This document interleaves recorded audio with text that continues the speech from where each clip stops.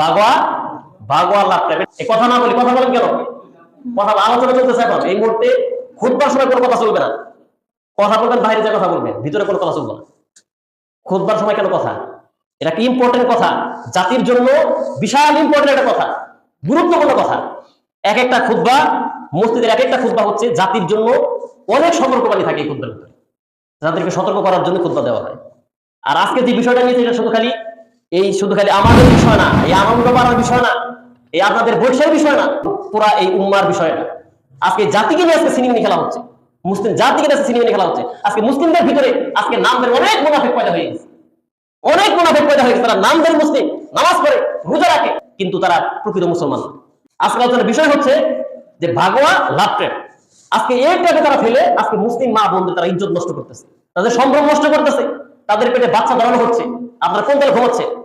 আপনারা জানেন না